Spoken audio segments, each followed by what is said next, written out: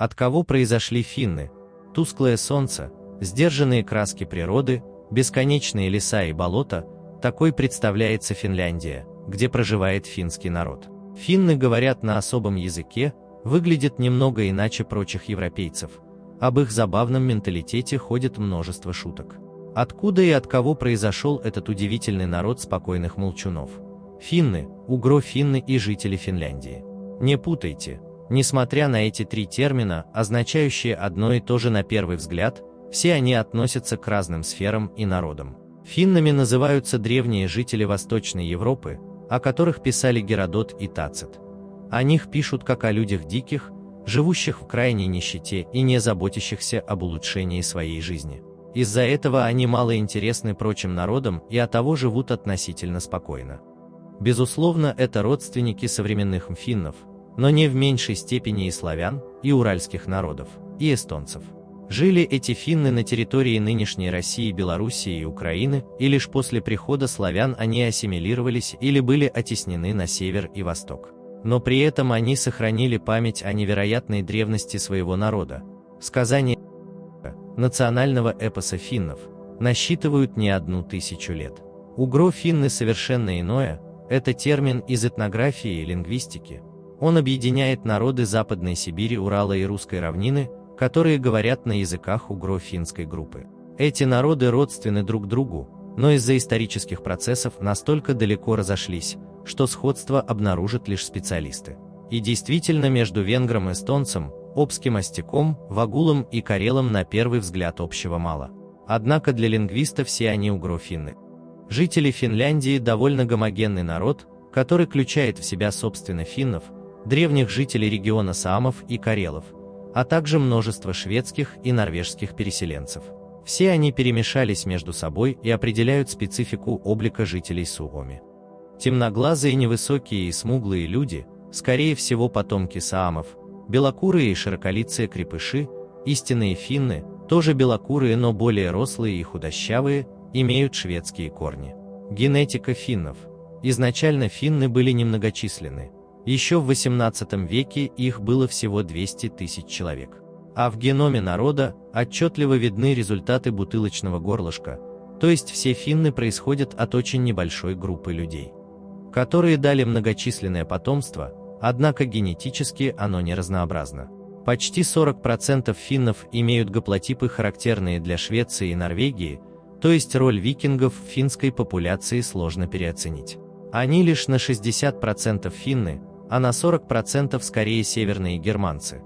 Но по мере убывания на восток, геном финнов теряет шведские элементы и приобретает все больше аборигенных финских типов. И что самое интересное, генетическая дистанция между западным и восточным финном будет больше, чем у европейцев разных стран. Восточные финны очень близки к мордве или прочим народоприуралья. Антропология финнов. Среди населения Финляндии, относящих себя именно к финнам, доминируют североевропейские типы двух групп – балтидные формы и нордидные, а также смеси между ними. Балтидные формы варьируются от западного до восточного Балтида и являются собой прямого потомка кроманьонского человека ледникового периода, но прошедшего некоторые изменения. Он стал несколько более низкорослым и коротконогим относительно предка, обзавелся массивным скелетом. Большой жировой и мышечной массой, чаще всего имеет широкий и короткий нос, нередко курносый, а волосы и глаза почти не имеют пигмента. Отчего платиновый и пепельный блондин – вполне обычные типажи для финнов. Это люди большой физической силы, но платят за это избыточным весом, который преследует их с ранних лет. Нордоидные формы связывают со скандинавской экспансией, и, как правило, эти люди имеют датских или шведских предков. Они также блондины, но куда чаще русые, чем собственно блондины. Они выше ростом и намного стройнее при более темных волосах. Их кожа молочно-белая, в отличие от несколько более пигментированной, хотя и тоже очень светлой, кожи балтидных финнов. Основная масса населения страны имеет смешанные черты двух типов. Происхождение финнов. После отступления ледника на русскую равнину пошло переселение людей из более южных уголков Евразии, а также с востока, из-за Уральских гор. Две ветви переселенцев встретились и начали делить территорию. полумонголоидные племена карел и саамов поселились на землях нынешней Суоми. А сами финны проживали южнее, в районе нынешней Ленинградской области. За тысячелетия жизни в холодном климате финны потеряли пигментацию и стали самым светлокожим народом мира. Тут максимальная концентрация светлых волос, глаз и оттенка кожи.